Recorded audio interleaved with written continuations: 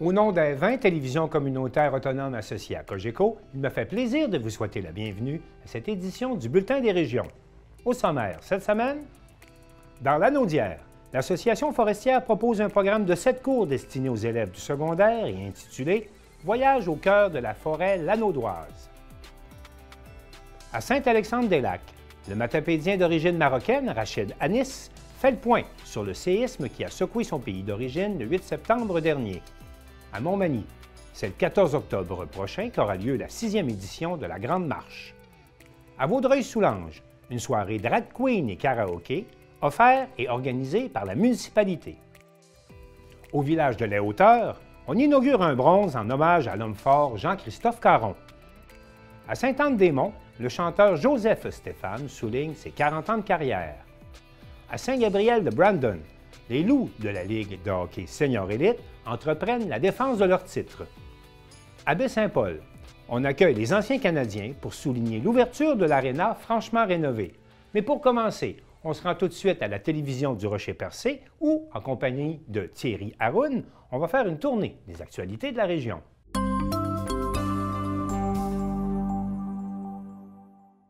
Thierry, bonjour.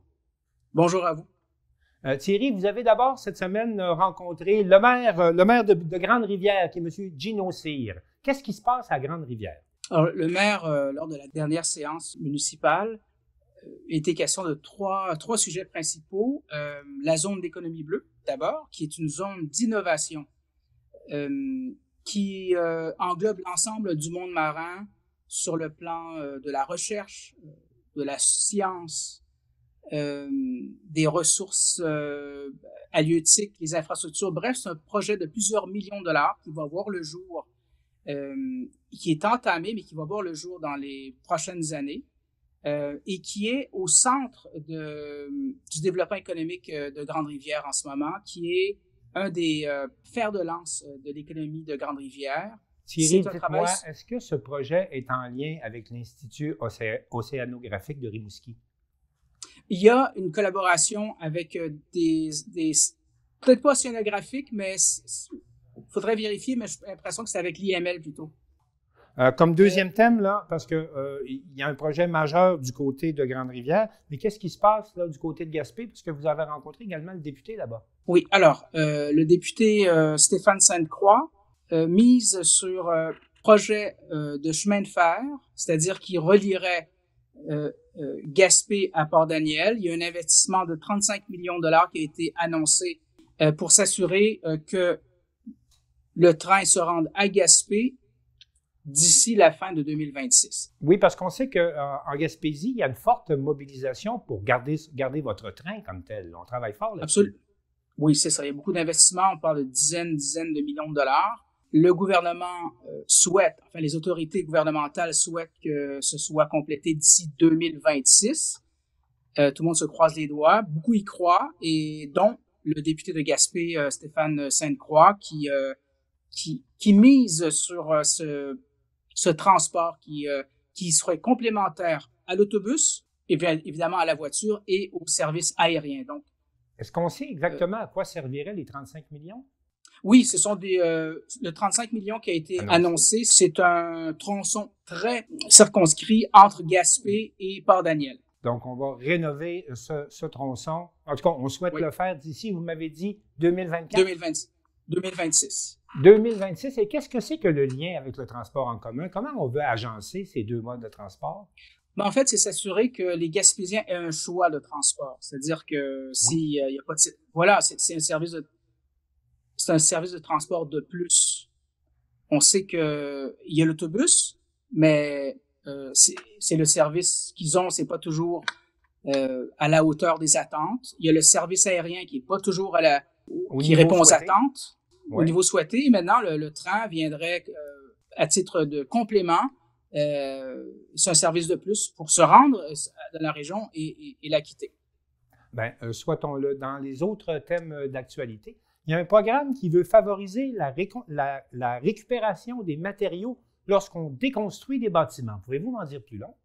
Oui, alors, c'est un projet pilote de la Régie intermunicipale des matières résiduelles de la Gaspésie-les-Îles qui a pour projet pilote, qui a été entamé au cours de la dernière année, c'était plutôt que de démolir les bâtiments puis envoyer les matériaux donc à la casse, c'est tout simplement déconstruire et se servir de ces matériaux-là, que ce soit pour la vente à des citoyens ou à d'autres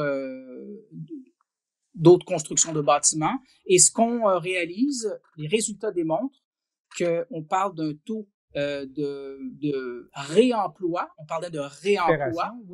Oui. Allant de 4 à 70% selon les bâtiments qui ont été déconstruits. Donc, voilà. Il y a vraiment des différences quant aux matériaux qui ont été utilisés au niveau de la construction, oui. C'est ce que je comprends, là. Et ça renvoie à l'économie circulaire, en fait. Donc, comment récupérer des choses qui ont déjà été utilisées et les remettre dans la boucle de la consommation? Oui, voilà, c'est extraordinaire parce que ça vient démontrer que un matériau noble peut durer beaucoup plus longtemps que prévu. Exactement. Parlant d'avoir plusieurs vies, il y a beaucoup d'immigrants également dans votre coin de pays, en Gaspésie, qui viennent, on parle de nouvelles vies, mais qui viennent en tout cas ouvrir de nouveaux chapitres de leur vie en immigrant chez nous. Et vous souhaitez, en Gaspésie, faire un meilleur accueil à ces nouveaux arrivants. En fait, c'est un organisme ici qui s'appelle le Réseau de développement social Rocher-Percé qui a organisé tout récemment ce qu'on appelle un apéro avec les nouveaux arrivants. Et dans ce nouvel apéro, ça permet d'inviter les nouveaux arrivants, créer des échanges, créer des liens, s'assurer qu'ils aient l'information pour mieux s'intégrer à la société à travers quelque chose de très convivial. Alors, j'ai eu l'occasion de couvrir cet événement et qui était très instructif. D'abord, il y avait des nouveaux arrivants sur place à qui on a pu parler, bien sûr. Et il y en avait une avec qui j'ai parlé qui travaille désormais à l'hôpital de Chandler ici. Alors, voilà autant de main-d'œuvre qui vient dans la région, qui vient donner un coup de main à notre économie. Une question, est-ce que vous avez chez vous des endroits où loger les nouveaux arrivants? Parce que c'est un problème qui se pose dans plusieurs régions du Québec. Oui et non, c'est-à-dire que pour un nouvel arrivant qui doit venir dans la région, évidemment, ça peut devenir un chemin de croix. C'est-à-dire que c'est pas évident. C'est un enjeu majeur. D'ailleurs, on a parlé largement avec les élus. C'est une des grandes priorités des élus de la Gaspésie-les-Îles. La construction de logements abordables et logements en général. Oui, c'est difficile pour un nouvel arrivant et il faut qu'il s'y prenne de bonne heure pour trouver un logement et les organismes qui reçoivent ces nouveaux citoyens font des pieds et des mains aussi pour tenter de leur trouver une solution. Pour terminer ce tour de votre région, Thierry, j'aimerais savoir, est-ce qu'on doit s'inquiéter sur l'accès aux services d'avortement dans votre région? Non, pas vraiment. En fait, je travaille présentement sur un reportage sur l'accès à l'avortement dans la région. Ce qu'on y apprend, c'est que dans la région ici, c'est que pour qui veut se faire avorter, il y a un service qui se donne à Gaspé allant jusqu'à 12 semaines et 6 jours de grossesse, à défaut de quoi il faut quitter la région. Aux Îles-de-la-Madeleine, c'est 16 semaines. Évidemment, il y a la pilule abortive qui va jusqu'à 9 semaines. Ce que j'ai pu obtenir comme chiffre également de la part du CIS de la Gaspésie, c'est que il y a eu en 2018 56 IVG, en 2019 81 et en 2020 84. Ce que je retiens dans ces entrevues que j'ai eues, et ça a été dans le cadre d'un dîner de discussion organisé par la table des groupes de femmes de la Gaspésie-les-Îles et un autre organisme qui était très instructif. J'ai eu l'occasion d'y être à titre d'observateur. Les entrevues que j'ai fait à la suite de cette discussion ont laissé entendre que quand même, dans une région comme la nôtre, il y a des filles, il y a des femmes, en fait, qui décident de se faire avorter ailleurs parce que c'est des fois délicat d'aller à l'hôpital quand on connaît l'infirmière ou le médecin. C'est toujours dans des milieux où tout le monde se connaît, c'est plus délicat. Donc, c'est une des observations qui a été faite en entrevue et que les gens auront l'occasion de voir sur nos écrans. Bien, Thierry Haroun, merci pour cette tournée des dossiers chauds dans votre coin de pays. Et je vous remercie, Thierry, de la télévision du Rocher-Percé. Merci beaucoup. Plaisir est pour moi.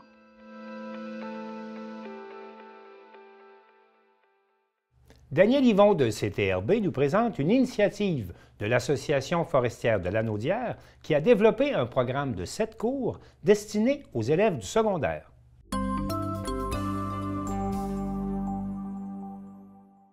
Caroline, merci de nous recevoir à l'Association forestière de Lanaudière. Et j'ai entendu parler qu'il y avait un super projet que je pense qu'il est un peu unique au Québec. Là. On entend. Peux-tu nous parler un petit peu de la prémisse de ce projet-là? Qu'est-ce qui a été fait à l'Association de Lanaudière? En fait, à l'Association forestière, on réfléchissait à un moyen de rejoindre les élèves du secondaire, qui était une clientèle qu'on allait visiter un petit peu moins. Et on s'est rendu compte que dans le programme scolaire pour les élèves de secondaire 1 et 2, il y avait un module sur le territoire forestier.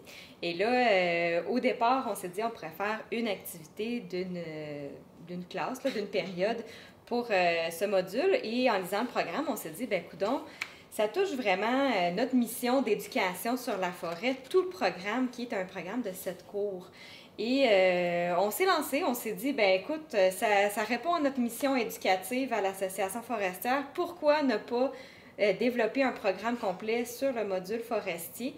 Et c'est comme ça qu'on a développé l'activité qu'on appelle Voyage au cœur des forêts lanaudoises, ou notre programme Territoire forestier, qui est un programme de 7 cours où on va voir les élèves du secondaire dans la région pour aborder le territoire forestier et toutes ses utilisations.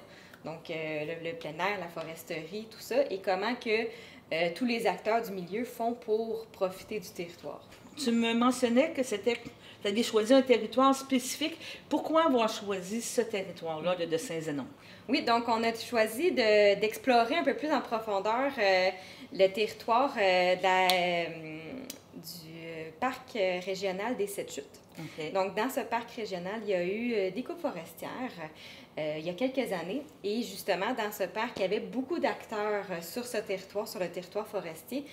On voulait faire des coupes forestières. Il y avait évidemment le parc régional des Sept-Chutes, c'est un organisme aussi de randonnée. Donc, beaucoup de sentiers de randonnée. Il y avait des nouveaux sentiers de randonnée qui étaient prévus aussi dans le même secteur où étaient prévues les coupes forestières. Il y avait des pistes de motoneige. Il y a aussi des pourvoiries aux alentours, donc de la chasse, de la pêche, des visiteurs d'un peu partout, du tourisme.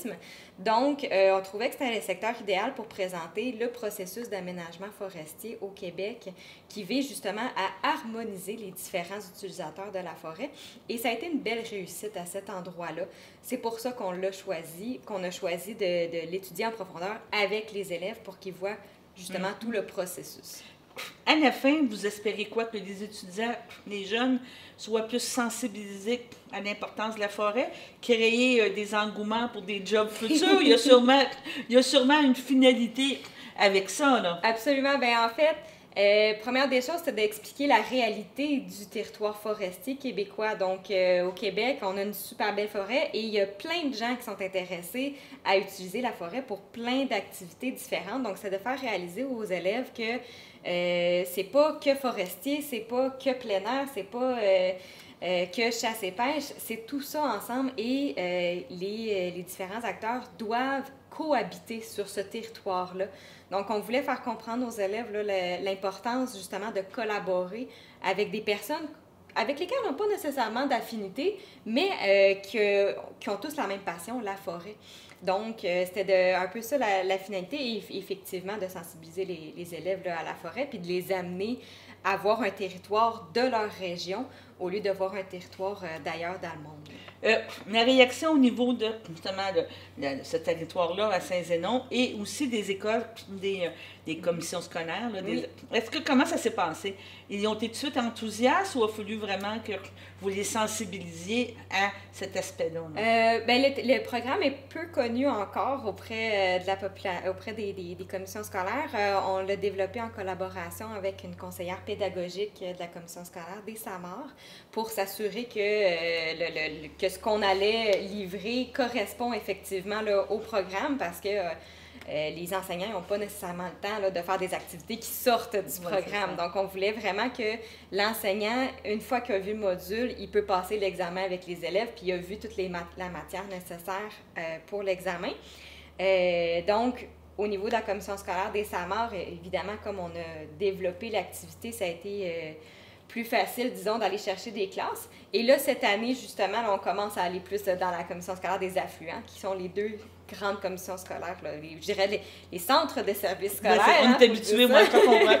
Faut dire les centres de services scolaires, donc le centre de services scolaires des affluents qui est aussi sur notre territoire. Donc, on va le visiter cette année aussi. Donc, on est content. Notre programme est en train, justement, là, de se propager dans les différentes écoles. En tout cas, félicitations, c'est une belle initiative.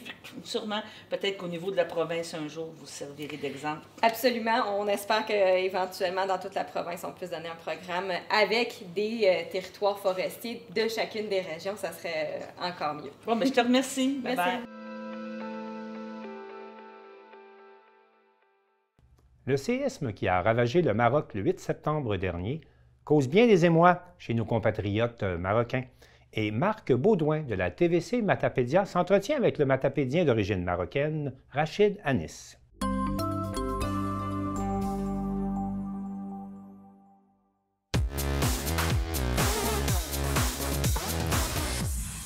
Le 8 septembre dernier, un séisme a frappé le Maroc, causant plus de 2900 morts et 5600 blessés, en plus de dégâts matériels importants. Cette tragédie touche de près un matapédien d'adoption qui est originaire du Maroc, Rachid Anis, qui est conseiller municipal à la municipalité de Saint-Alexandre-des-Lacs, qui a accepté de nous rencontrer pour nous entretenir sur le sujet. Bonjour Rachid. Bonjour. Ça va bien? Comment ça se passe avec la situation? La situation, ça commence à se régulariser au niveau émotionnel. J'ai passé une semaine très intense émotionnellement. D'ailleurs, comme tous les Marocains du monde, on a vécu des moments difficiles. Surtout quand tu es un Marocain du monde et que tu passes sur place, c'est très difficile de suivre ça de loin. Et heureusement, l'impact n'a pas été si généralisé comme on l'attendait. Heureusement que les montagnes ont absorbé le grand choc. Et malheureusement pour les personnes qui sont décédées, qui sont blessées, qui ont perdu leur logement, leurs animaux, leur culture, ça nous touche tous. Ouais. Parce qu'au Maroc, il y a une spécificité, c'est que c'est une famille élargie. On est éduqué et élevé comme une famille élargie. Le père, c'est le roi et les enfants, c'est le peuple. Alors ça nous a touché tellement tout le monde. Là. C'est pas seulement les habitants locaux, mais ça a touché tout le Marocain. Pas seulement au Maroc, mais dans le monde entier. C'est ça. Comme je mentionnais, tu es originaire du Maroc, donc ta famille, tes amis, tes contacts, tu en as beaucoup là-bas. Oui. Tu t'es fait rassurant sur ta page Facebook en disant qu'ils se portaient bien? Oui. C'est toujours le cas? Oui, ils se portaient très bien, je suis content. Et moi, vendredi passé, j'ai fini le travail à 3h30 comme ça. Alors, j'ai pris mon téléphone pour voir ce qui se passe. Là, je vois la nouvelle. Je vois la nouvelle et c'était tellement stressant parce que l'impact du séisme, et pas seulement dans la région a été touché, mais dans tout le Maroc, tout le monde a ressenti ça. Il y a un séisme au Maroc. Il n'y a pas une place définie. Alors, j'avais peur de ma famille. J'ai eu pas de nouvelles jusqu'à minuit. J'arrive pas à avoir des nouvelles. Alors, j'ai passé une nuit blanche à attendre les nouvelles, regarder la TV, ce qui se passe et tout ça. J'étais vraiment à la recherche d'un billet d'avion pour partir le plus vite possible. C'était vraiment un stress. J'ai jamais senti un stress comme je l'ai senti cette journée-là. À 6h du matin, j'ai pu parler à ma mère. C'était le ouf de soulagement, que tout le monde est correct, tout le monde est à l'abri. Mais malheureusement, il y avait un impact qui était très solide, qui a touché beaucoup de populations. Alors, ça faisait mal.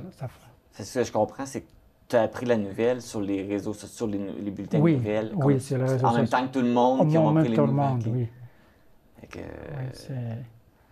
La Terre a arrêté de tourner pour moi à ce moment-là. Oui, parce que là, c'est toutes les interrogations. Est-ce qu'ils sont corrects? Puis plus le temps avance, tu n'as toujours pas de nouvelles, tu dois penser au pire. Oui, j'ai pensé au pire. J'ai commencé même à penser à partir le lendemain, prendre la voiture, partir à Montréal, prendre le premier avion. C'est parce que j'ai pas de nouvelles. Heureusement, ma mère m'a répondu tôt le matin. Ça m'a rassuré. possiblement qu'ils n'étaient pas en état de pouvoir te contacter non plus parce qu'avec tout ce qui se passait, il n'y avait peut-être pas de téléphone ou je ne sais pas quoi. Oui, parce qu'il y avait une panique généralisée, parce que le séisme a touché plusieurs villes au Maroc, plusieurs places, et tout le monde était dehors, plus le décalage horaire. OK. Alors, c'est la communication et aussi les réseaux étaient surchargés. Alors, tout le monde veut avoir les nouvelles de sa famille partout au monde. Alors, c'était difficile. C'est difficile de joindre quelqu'un à ce moment-là. L'attente était assez lourde. Ah oui, c'est... Mais là, est-ce qu'ils ont eu beaucoup de pertes? Est-ce qu'ils ont perdu leur maison? Est-ce qu'il y a eu beaucoup de pertes pour ta famille ou ils sont dans un secteur qui était plus... Bon, ma famille, mes proches immédiats sont à l'abri. Il n'y a aucun problème. Mais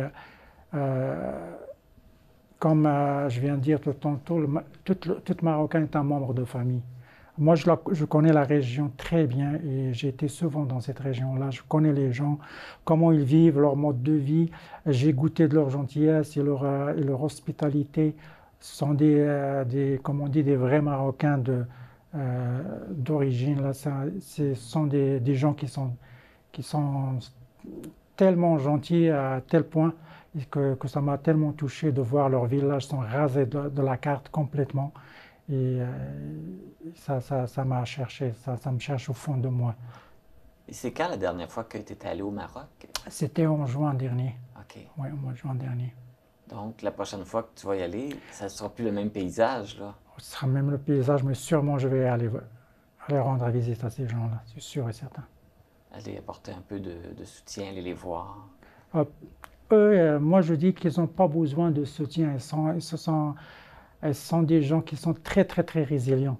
Mais j'allais chercher mon soutien, mon propre soutien, parce que ça va rester en moi longtemps, cela. Et aller voir ces gens-là, ça va me faire du bien, plus que ça va leur faire du bien. Oui, c'est ça. Parce que là, avec les nouvelles que tu as reçues, là, ça fait déjà 2 semaines qu'il y a eu le séisme. Oui. Est-ce que tu sais comment ça se passe là-bas après 2 semaines? Oui, je suis les nouvelles jour après jour. Là, je rate aucune nouvelle. Et je suis tout le temps sur l'écran pour voir ce qui se passe. Je suis très content, il y avait une vague de solidarité qui est naturelle pour un Marocain, mais exceptionnelle pour tout le monde. Alors, tout le monde, du premier jour, il y avait des files, des kilomètres de gens qui attendent pour donner leur sang. Même le roi en personne, même s'il est malade, il a donné son sang. C'était un geste, un symbole qui nous a touchés tous. Et aussi, les forces armées royales aussi, ils ont fait le nécessaire pour arriver aux points qui sont difficiles d'accès. Des hôpitaux qui ont été fondés sur place. Et il y a des routes qui se construisent maintenant, en même temps des infrastructures. Vraiment, tout le monde a travaillé d'arrache-pied, ni les autorités locales, ni la population. Tout le monde a mis la main dans la pâte. À Montmagny, le 14 octobre prochain, se tiendra la 6e édition de la Grande Marche et Marie-Ève Lamonde de CEMA TV a rencontré les organisateurs de cet événement qui veut promouvoir les saines habitudes de vie.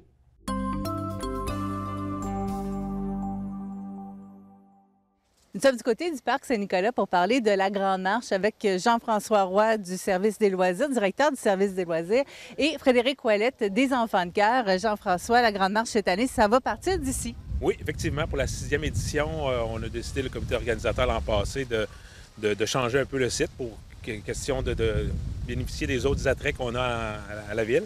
Donc le départ se fera ici, le départ et l'arrivée, bien évidemment.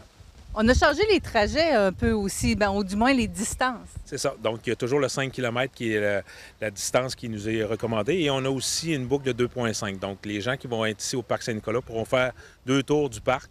Donc, ce qui fait à peu près 2,5, 2,6 km. Et on va le faire aussi au départ, tout le monde ensemble. Puis après ça, on va emprunter le circuit là, qui sera, entre autres, le circuit des 3 ponts. Ça, c'est pour les gens qui veulent le faire en une fois, mais c'est possible encore de le faire en plusieurs journées. Exactement. Donc, l'objectif, c'est de le faire à son rythme, de le faire de façon avec comme on dit, c'est pas la distance, mais la fréquence qui est important. Donc, on invite les gens à le faire selon leur goût. Alors, on est ici pour parler vraiment de la journée là, du 14 octobre qui va se dérouler justement ici. Donc, est-ce que tu peux nous parler un peu du déroulement? Oui, donc on invite les gens à 12h30 là, pour le réchauffement. Donc, on invite les gens, là, c'est ça, aussi, ce qui est bon de spécifier, c'est que le pont va être fermé, c'est-à-dire l'accès au parc va être fermé. Donc, on invite les gens à se stationner aux alentours, de questions de sécurité à ce niveau-là. Et donc, à partir de 12h30, il y aura un petit peu un réchauffement. Puis, à 13h, on va partir là, pour la marche. Mais aussi, ce qu'on voulait faire aussi au Parc Saint-Nicolas, c'est que vu que tous les attraits qu'on a avec tous les plateaux sportifs, bien, on veut que la famille puisse soit venir plus tôt ou encore rester après la marche, donc de bénéficier des infrastructures. Donc, tu parles des plateaux. Peux-tu préciser pour les gens qui ne connaissent pas le parc? Donc, tout récemment, on a inauguré un terrain de basketball. Donc, il y a aussi 3 terrains de volleyball de plage. Pickleball, donc deux terrains de pickleball, qui est un sport en effervescence, là, qui a plein d'adeptes depuis 2 ans. Et shuffleboard, la pétanque, et puis des modules de jeu pour les enfants aussi. Les jeux d'eau seront fermés à l'occasion. Oui, rendu au 14 octobre, j'imagine. Malgré qu'on a un beau regain quand même cette année. Exactement.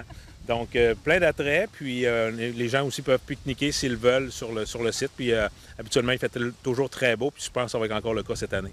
Évidemment, quand on parle de la Grande Marche, il y a le nom de Pierre Lavoie qui nous vient en tête. Et associé à l'équipe de Pierre Lavoie, il y a les enfants de cœur. Donc, Frédéric Ouellette est avec nous aujourd'hui. Pour donner plus de détails, qu'est-ce que les enfants de cœur vont pouvoir bénéficier avec cette Grande Marche-là?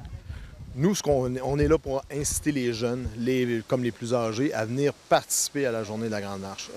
On invite les jeunes au primaire, du secondaire, aussi les personnes qui sont en CHSLD. On aimerait les attirer, les inviter à venir faire soit juste 1 kilomètre, ça sera suffisant, mais on va avoir le plus de monde possible et se positionner, encore une fois, parmi les meilleures villes au Québec là, quand on participe à la Grande Marche. L'année passée, on était à la 2e ou la 3e meilleure ville au Québec, donc je pense qu'on peut être fiers de ça.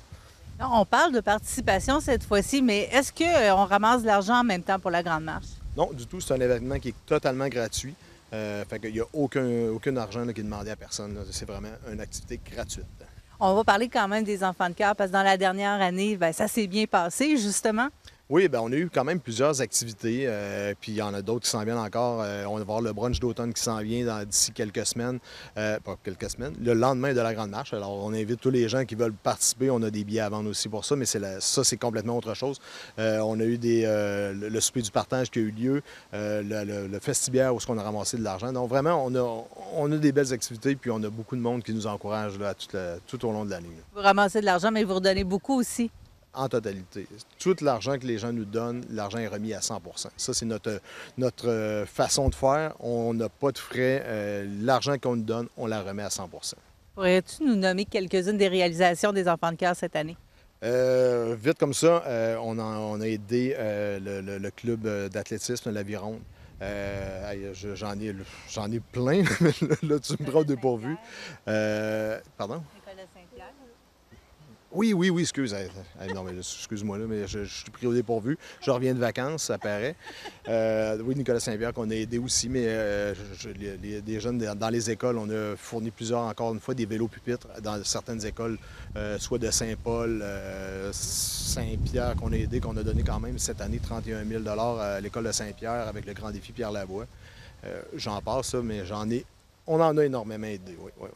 Qu'est-ce qui s'amène pour les prochains mois? On sait que le grand défi Pierre Lavoie va être modifié pour la prochaine année. Est-ce que vous avez eu des détails? Malheureusement, pas encore. J'ai essayé avec nos contacts, mais Germain n'a pas encore voulu nous donner de scoop. Donc, malheureusement, on n'a pas l'idée. Mais ça va avoir encore lieu. Tout ce qu'on sait, c'est qu'on va être encore 5 cyclistes qui vont avoir des trajets, mais on n'en sait pas plus, malheureusement, encore pour l'instant. On a parlé du brunch. On va vous donner un petit coup de pouce, le brunch. Donc, c'est le 15 octobre, le dimanche matin. De quelle façon est-ce qu'on va chercher nos cartes? Donc, on a des cartes en vente chez Guy Thibault, on a des cartes en vente à la ville de Montmagny, chez Pneus André Ouellette, bien sûr, et au VO de Gym aussi, que vous pouvez vous procurer les cartes au coût de 25 $. De 0 à 6 ans, c'est gratuit. Donc, on a des cartes, on a 350 cartes cette année à vendre, donc c'est limité à ça, malheureusement. Ben, c'est quand même pas mal. Jean-François, je veux revenir à toi, justement, parce qu'il faut quand même s'inscrire du côté de la ville de Montmagny pour participer à la Grande Marche.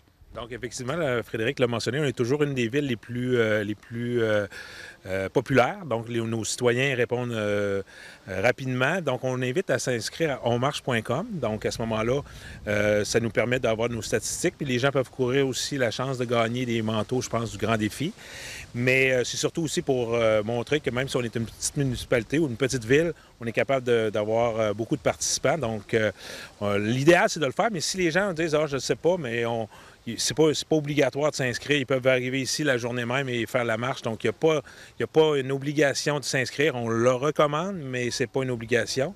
Puis, ce qu'on peut mentionner aussi, c'est qu'on est accompagné, oui, les enfants de cœur, mais le groupe de médecine familiale de Montmagny et l'ASD. Donc, un beau partenariat avec plusieurs organismes. Depuis, je pense que les gens qui sont là depuis 6 ans, donc la 6e édition. Oui, on a eu une année où on n'a pas pu la faire à cause de la pandémie, mais c'est toujours un plaisir de l'organiser à cette période-ci de l'année. Et bon, puisqu'il faut poser la question, à chaque année, beau temps, mauvais temps, qu'est-ce qui se passe?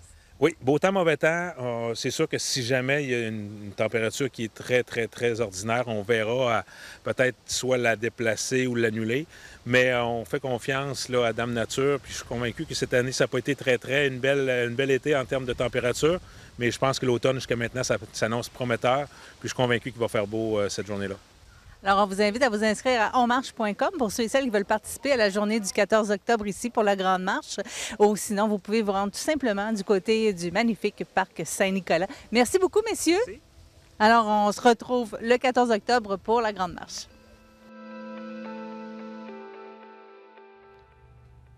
La ville de Vaudreuil-Soulanges a offert un spectacle gratuit de drag queen à ses citoyens et Chantal Bédard de C'est sur la télé était sur place.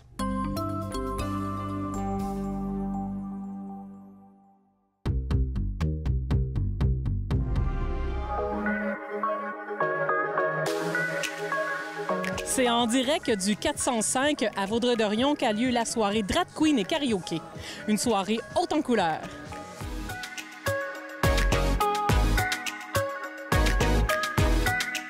Oh, bonsoir! Mon Dieu, Rainbow, tu viens de Vaudreuil, ma chum, hein? Comment qu'on dit? Rainbow. Rainbow. Rainbow, l'arc-en-ciel. Est-ce qu'on peut avoir quelques petits scoops? Eh mon Dieu, ben moi, je suis votre fière représentante du 450, donc tous mes choix de chansons sont du 450. On va jouer à la fureur, on va écouter Shania Twain, on va aller dans les grands classiques là, du etc. de Gabriel et Trois Maisons, bref, que des tunes de party. Puis, je m'assure aussi quand je suis en spectacle que toutes les tranches d'âge soient touchées un peu, qui vont au moins connaître une chanson. C'est un combo de tout. Vous allez chanter, vous allez rire, vous allez danser, vous allez être choqués. D'après moi, il y a une couple de petites permanentes à soir qui vont se friser un peu plus.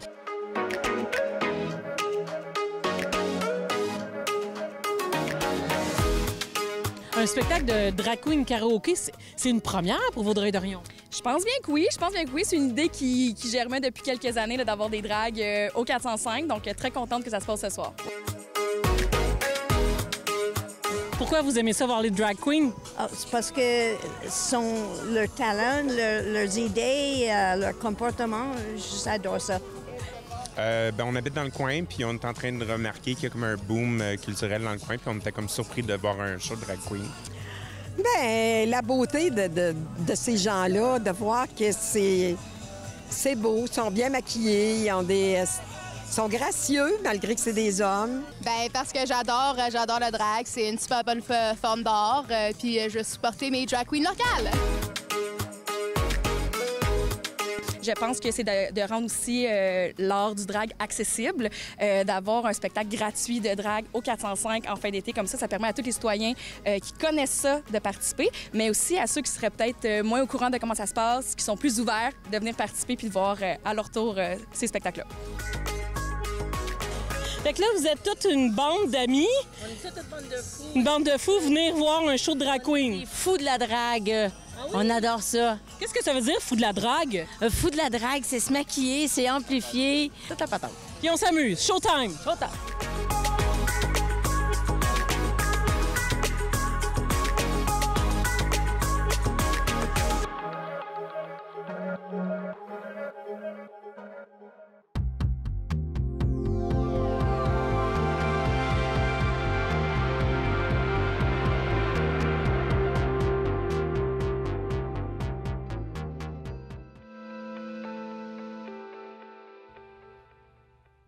Marc Després de Télémétis discute avec Gitane Michaud, qui est la mairesse du village de Les-Hauteurs, là où un buste en l'honneur de l'homme fort Jean-François Caron a été dévoilé.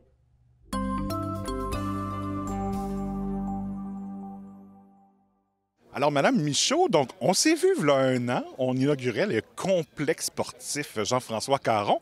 Et là, cette année, bien, on complète cet hommage avec une belle œuvre. Oui, l'an passé, c'était prévu qu'on fasse faire une œuvre d'art. C'était juste comme trop rapide. On n'a pas le choix d'aller avec les disponibilités de Jean-François. Puis, c'était comme trop rapide le délai. Donc, on avait dit, bien, ça sera fait ultérieurement, probablement l'an prochain, qui nous tombe là en 2023. Et aujourd'hui, donc, bon, Jean-François ne pouvait pas être présent physiquement. Par contre, il était là quand même par Internet. Donc, c'était quand même important de l'avoir présent de cette façon. Oui, il a annulé malheureusement dernière minute ce matin, comme il nous l'expliquait tout à l'heure. Puis, je tenais quand même à lui offrir. Est-ce qu'on pourrait faire en vidéo? Là, il était vraiment très heureux. Puis, tout de suite, ça a été un oui. Puis, dis-moi quand tu vas être prêt. Puis, il est toujours très, très dynamique puis très ouvert à plein de possibilités, là. Et à ce moment-là, donc, c'était important pour les auteurs là, de réaliser cette œuvre? Oui, vraiment. Ça représente... On est fiers de Jean-François. Il n'a jamais été gêné de dire qu'il venait d'un petit village qui se nomme Les-Hauteurs dans le secteur de Rimouski. Il est fier de faire partie de l'histoire de Les-Hauteurs. Puis nous, on est fiers aussi comme représentants municipaux. Puis les citoyens, on le sent. On a juste à regarder le nombre de personnes qui étaient présents ce soir pour l'événement. On le sent très bien que la population est fière de lui. Donc, ça n'a pas été dur de convaincre l'entourage et le conseil municipal d'y aller de cet élément de distinction? Non, mettons que M. Langevin, il est... Je ne sais pas si vous l'avez interviewé, mais il est très volubile, il décrit bien ses œuvres, il est très bon vendeur. Le conseil a approuvé tout de suite l'achat de l'œuvre d'art. Et à ce moment-là, comment vous en êtes arrivé à faire le choix de M. Langevin? C'est un hasard. J'en avais parlé à une de mes cousines. J'ai dit, tu ne connaîtrais pas quelqu'un? Ah, elle dit, je m'occupe d'une résidente. Puis c'est Jeanne-Mance Gagnon, ma cousine en passant. Puis c'était la femme de M. Langevin. Elle restait dans un CHSLD. Puis l'histoire qui comptait tout à l'heure, la belle dame qui attache son tablier, c'était Jeanne-Mance. Puis elle lui parle de Jean-François Caron, puis tout ça. Il est tombé en amour avec le personnage de Jean-François Caron. Là, plein d'idées lui sont venues. Donc, c'est comme ça qu'il a décidé de nous contacter pour nous offrir une œuvre d'art. Donc, c'est une belle histoire, quoi. Oui, vraiment une belle histoire. Ça fait du bien à l'occasion d'avoir des histoires qui se terminent bien. Bien, effectivement, et d'avoir donc ces personnalités qui s'impliquent et Jean-François, donc, que l'on commémore, c'est vraiment une belle façon de commémorer sa carrière. Oui, vraiment. Là, l'an passé, on sait qu'il lui est arrivé un gros accident. Puis, encore là, il nous a surpris par sa persévérance, puis sa ténacité. Puis, ça fait qu'on est encore juste plus fiers de lui. Et bon, d'ici le moment où les gens vont probablement voir l'entrevue, si ça va bien, il va venir faire son tour dans les prochains jours. Donc, vous comptez être présent? Oui. Je lui ai demandé d'envoyer un petit message sur le Facebook de la municipalité pour que les citoyens qui veulent prendre des photos avec lui puissent être présents. Donc oui. On les invite. Oui, c'est ça. Puis je vais être présente là, si c'est possible. Oui. Bien, merci beaucoup. Et puis, donc, félicitations pour ce bel exemple de courage. Merci. Merci à vous beaucoup. Marie-Claire Roy de la télévision de la Haute-Gaspésie rencontre le chanteur Joseph Stéphane qui soulignait récemment son 40e anniversaire professionnel.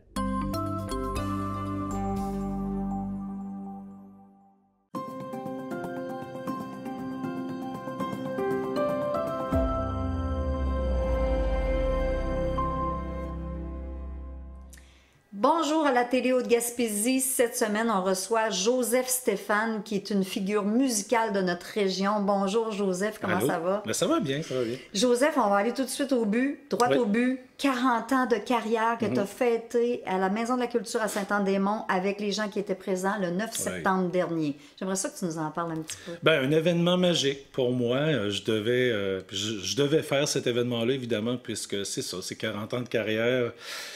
qu'il fallait souligner. Et c'est ça, on a fait un survol de tout ce que j'ai, enfin tout ou presque, ce que j'ai pu chanter. 36 chansons ouais, quand même. Quand même, des années 80, ben même 70, j'ai reculé jusqu'en 1970 à 2023.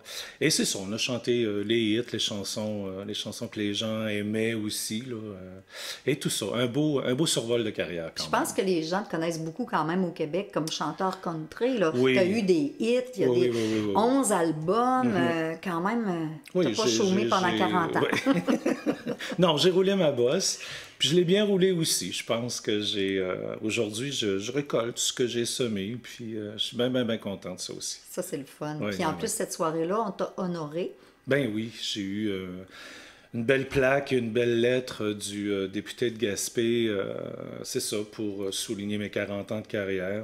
Un beau cadeau, ça fait plaisir. Une petite tape sur l'épaule qui dit, ben continue, puis... Pas pour 40 autres années, mais peut-être un 20.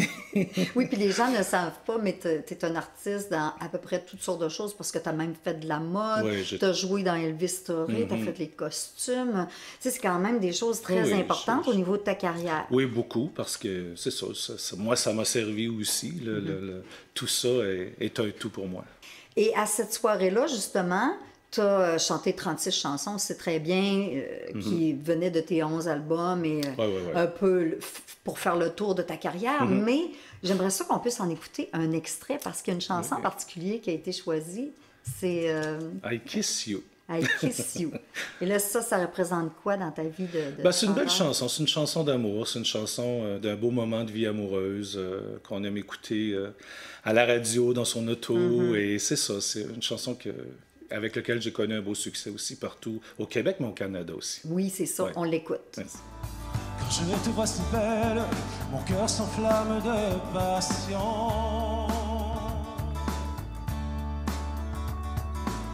Quand j'embrasse tes lèvres, mon corps a plein de papillons.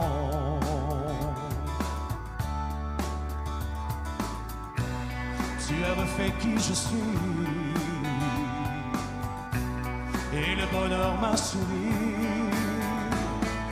I kiss you because you're mine. La vie est là qui nous appelle. I kiss you, it's good inside. Surtout n'oublie pas que je t'aime. Super bel extrait, hein? Oui. C'est des beaux souvenirs. Une belle chanson, oui. Beaucoup.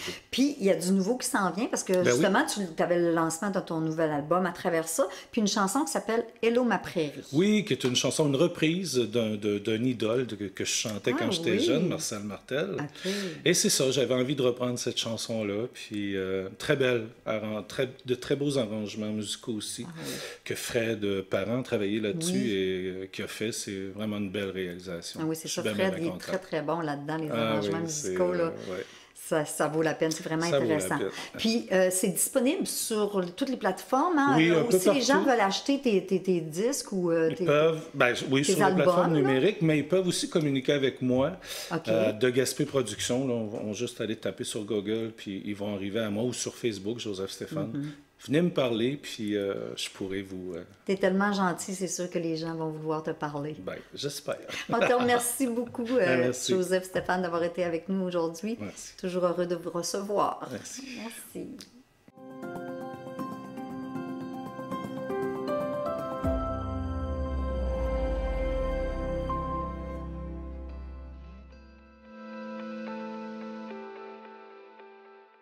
La Ligue de hockey senior élite du Québec, qui regroupe 11 équipes, entreprend cette semaine ses activités. Et Gilles Comeau de CTB TV a rencontré les entraîneurs des Loups de Saint-Gabriel qui vont tenter cette année de conserver leur titre de champion de la Ligue.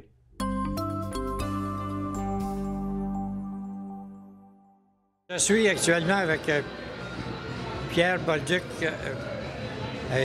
qui est entraîneur adjoint de l'équipe des Loups Saint-Gabriel, qui font partie de la Ligue de hockey senior élite. Alors, Pierre, peux-tu nous parler de la Ligue, pour commencer, de l'expansion? Oui, on est une Ligue qui est comparable au Senior 2A. Dans le fond, Québec, de la Ligue nord-américaine, Senior 3A, puis après ça, nous, dans la Ligue Senior Élite, Cette année, 4 nouvelles expansions. On est rendu avec 11 équipes dans la Ligue. On joue justement contre une équipe d'expansion aujourd'hui pour notre partie d'ouverture contre Saint-Roch. Il y a aussi Montréal, Bedford et Mercier qui ont joint notre ligue. C'est vraiment une belle ligue senior avec beaucoup de parité dans la ligue. C'est vraiment le fun comme niveau. Et on a des équipes qui sont quand même assez éloignées de nous, comme Waterloo, Saint-Adèle. Oui, exact. Il y a Waterloo, Saint-Adèle, c'est un peu plus loin. Contrecœur aussi, puis tout ça. Mercier, c'est un petit peu loin aussi. Donc, on est un peu plus éloigné que les autres clubs ici à Saint-Gabriel, mais quand même, on joue vraiment du gros hockey. Puis les joueurs se sont investis côté présence avec nous. Fait que c'est ça qui est vraiment le fun. Nous aussi, on a vraiment une belle équipe ici à Saint-Gabriel. Maintenant, Saint-Gabriel, naturellement, nos Loups, ils ont gagné justement le championnat de la Ligue de l'année dernière. Alors, on peut vous montrer justement la coupe. C'est réellement une coupe qui est pour les gens qui sont de toute la Ligue de hockey. Ça équivaut presque à la Coupe Stanley pour nous. Oui, exact. Ben oui.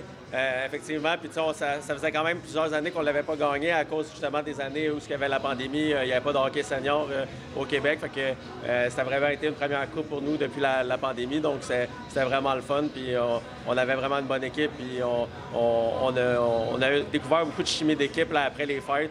Juste avant les séries éliminatoires, puis ça s'est transposé pendant les séries. On était presque rendu imbattable rendu là. Fait que c'est vraiment une belle expérience.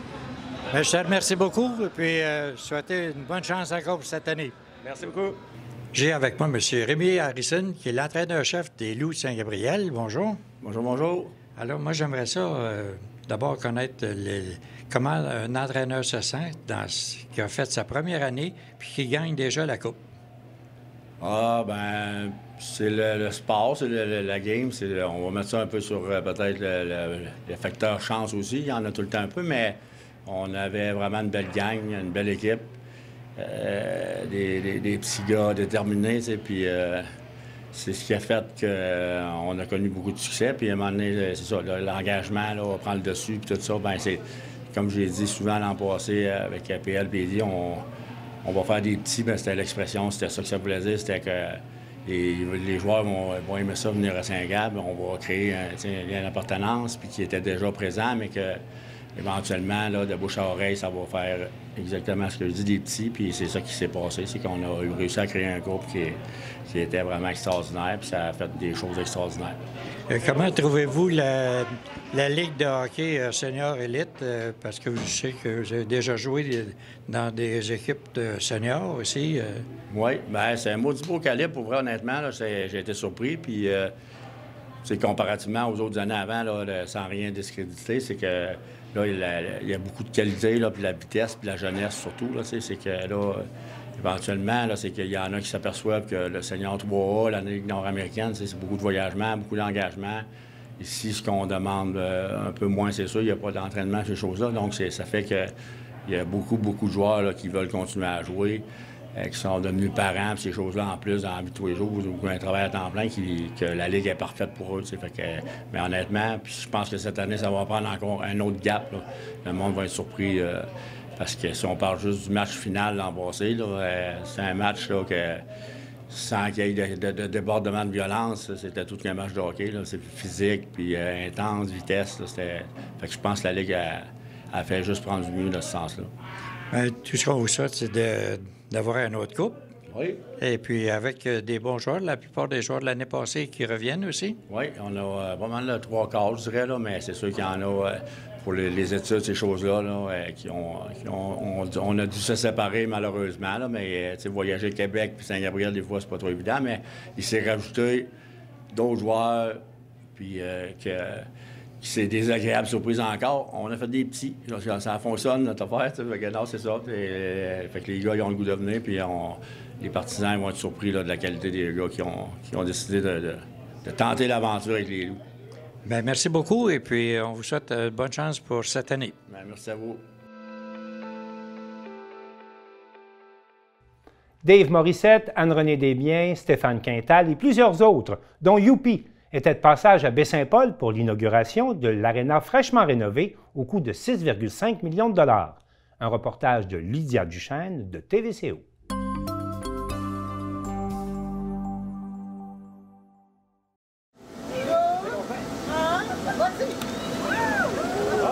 La ville de Baie-Saint-Paul inaugurait les nouvelles installations sportives de l'Aréna Luc et Marie-Claude le 23 septembre dernier et présentait pour l'occasion un match amical opposant les anciens Canadiens de Montréal à la formation locale de Hyundai Jean-Roch Thibault. Bien, c'est un projet qui déjà se trame, si on peut dire ça comme ça, depuis plusieurs années. Hein? Un projet qui est porteur pour la région. Il y a eu plusieurs demandes de financement au palier fédéral, au palier provincial, à la MRC. Et on travaillait là, pour célébrer ça en grande pompe. Un aréna, hein, le dernier datait de 1974. Donc aujourd'hui, d'en avoir un à la fine pointe de la technologie où on n'a plus rien à envier là, aux autres municipalités du Québec. Donc on voulait préparer là, un spectacle en grande pompe là, qui aujourd'hui en mettra plein la vue. Une foule record était au rendez-vous pour cette journée festive au cours de laquelle plusieurs activités étaient organisées. On avait au-dessus de 80 bénévoles, donc c'est pas rien une grosse logistique. Marie-Hélène Turcotte, Sylvie Villeneuve, puis Isabelle Tremblay, coup de chapeau incroyable. Donc, si j'avais pas eu ces femmes-là, bien, une équipe de hockey, ça se gagne pas tout seul. Hein. C'est pas, moi, c'est sûr, je suis en avant devant vous, mais il y a une grosse équipe de bénévoles en arrière de ça. Donc, je suis fier, puis je pense que M. le maire... On a soupé hier soir avec, puis il était très satisfait. Je pense que la population, tantôt aussi au tailgate, ça va être un moment de s'approprier les joueurs, puis de vivre de beaux souvenirs. On va faire signer des autographes, donc je pense on va avoir immortalisé, on va dire, 45 ans plus tard, la nouvelle aréna de façon convenable. Les festivités ont débuté avec le dévoilement de l'œuvre « S'élancer » de l'artiste Hélène Rochette. Une œuvre sculpturale dont les courbes et les textures expriment la grande maîtrise développée par les athlètes pratiquant les sports de glace, ainsi qu'un clin d'œil aux arbres et aux milieux naturels de la région. Étaient présents tous les dignitaires et partenaires principaux de la campagne de collecte de fonds, comme Simard Suspension et la Caisse des Jardins du Fleuve et des Montagnes. C'était beaucoup d'organisations, mais j'avais vraiment un bon comité qui travaillait avec moi. Cette année, j'ai fait ça différent un peu parce que ça me stressait tout le temps. Avant le match, les billets vendus parce que je voulais que l'aréna soit pleine, puis en donnant les billets aux patins puis au hockey mineur, puis ils sont occupés de toute la vente des billets. Ça a été super, vraiment. La foule était incroyable, puis il y a plein de joueurs qui se sont déplacés dans la région aussi. C'est vraiment un franc succès. Sous la direction de Stéphane Quintal, les anciens Canadiens ont fait fureur, tant sur la glace que sous la tente, lors de la séance de signature. Ils ont eux-mêmes eu beaucoup de plaisir à se retrouver pour ce match spécial. Un, de porter le chandail. Deux, de revoir des gars de hockey, d'avoir des discussions de chambre de hockey, les mêmes jokes. Mais c'est le traitement aussi qu'on reçoit. Un, c'est toujours un privilège de pouvoir embarquer sur la patinoire, d'être capable encore de patiner à mon âge, de porter le chandail du Canadien. C'est toujours un privilège. Sérieusement, la grande famille du Canadien, mais de retrouver... C'est drôle, hein? Tu sais, Derek Brassard n'a pas joué dans mes années, mais on jase ensemble. Puis on se retrouve à quelque part, il y a une connexion. Fait que c'est le fun de pouvoir échanger ensemble. Il y a des gars, tu sais, il y a des gars comme Stéphane Quintal, ça fait 20 ans, qui ont pris leur retraite. T'as Derek Brassard qui arrête cette année. David Desharnais, pour lui aussi, là, c'est un premier match des anciens. Je l'agaçais tantôt, mais j'ai dit, regarde, tu réalises ton rêve de jouer un match des anciens Canadiens aujourd'hui. Mais non, c'est un privilège de pouvoir faire ça. Mais de se retrouver ensemble, tu as raison, que c'est un peu unique. On reste des enfants toute notre vie. Les plus vieux ont pu revivre les belles années du hockey et les plus jeunes s'inspirer des athlètes présents. Il y a peut-être un jeune aujourd'hui qui va rencontrer, que ce soit Stéphane Quintal ou Max Talbot ou Derek Brassard, qui va dire hey, moi, je peux me rendre comme lui dans la Ligue nationale. Mais ouais, c'est le fun de voir les jeunes. Puis c'est juste ce qu'on faisait sur la patinoire. Moi, je me revois à cet âge-là aussi. D'embarquer avec des gars de la Ligue nationale puis d'avoir des modèles. Puis il y en a des beaux modèles de Québécois qui ont dû travailler. C'est pas tout le monde qui est un premier choix puis qui l'a eu facile dans sa vie. Il y a des gars qui ont dû bûcher, puis on a plusieurs exemples sur la patinoire. Les joueurs locaux de la formation Hyundai Jean-Roch Thibault en gardent quant à eux une expérience mémorable. L'aréna, on la fréquente depuis qu'on est né quasiment, puis là, c'est le fun de venir vivre un moment avec des gars qu'on a vus à la télévision toute notre jeunesse dans notre nouvelle aréna neuve. Fait que c'est vraiment un moment spécial. Comment les gars dans la chambre? Moi, je dirais bien se mettre pour vrai. Des gars de même, là, nous autres, on est des paysans, là, on vient de campagne, puis ils nous jasent comme si on était des grands chums, puis ils nous intègrent comme si on était dans l'équipe. Ben, le jeu est rapide, puis les gars, ils ont de l'expérience. Les gars, ils ont tout le temps la tête levée, puis ils voient le jeu, puis t'arrives, puis t'as pas à t'inquiéter. Si t'es bien placé, tu vas l'avoir, c'est sûr, direct sur la palette.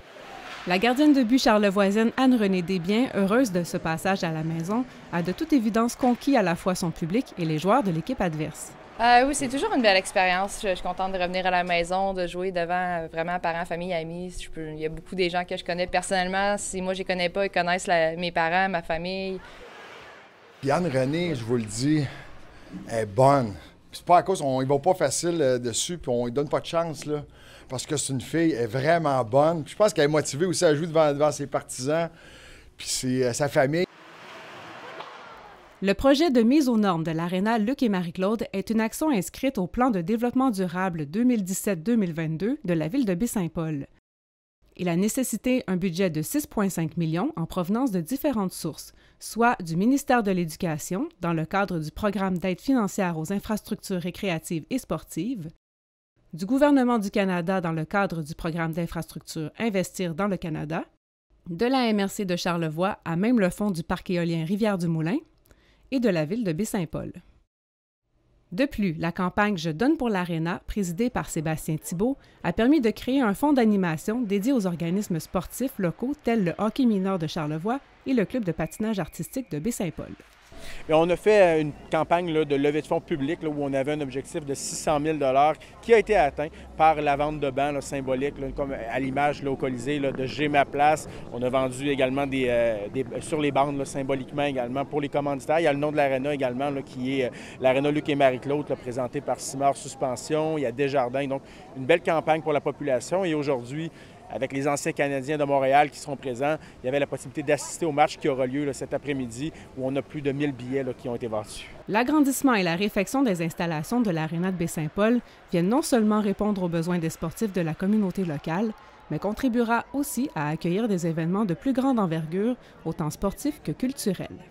Un aréna, c'est un équipement en même temps qui fait rayonner la ville. Hein? Et oui, on en parle beaucoup au niveau sportif, que ce soit le patin artistique, que ce soit le hockey, mais en saison estivale, il va pouvoir y avoir des spectacles. Il y a différents organismes qui peuvent louer l'aréna également. En matière de culture, on a une œuvre d'art là, qui est tout simplement magnifique. Donc l'aréna, je crois que c'est la vitalité d'une municipalité. Là, ça contribue là, très fortement. Les groupes scolaires vont pouvoir venir. Donc c'est vraiment pour toute la famille.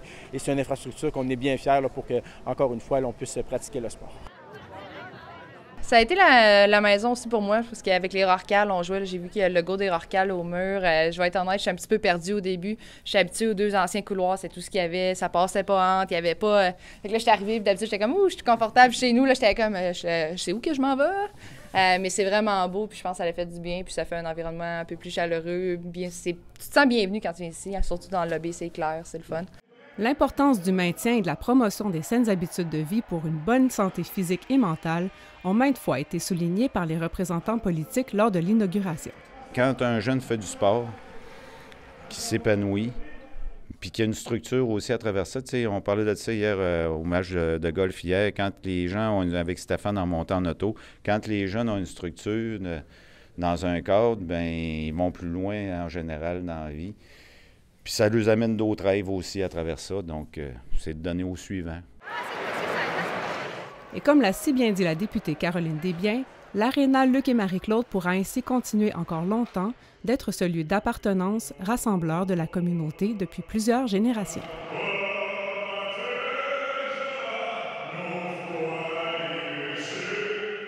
C'est tout pour le Bulletin des régions. Je remercie toutes les stations communautaires autonomes associées à Cogeco qui ont participé à sa réalisation et je vous dis à la prochaine.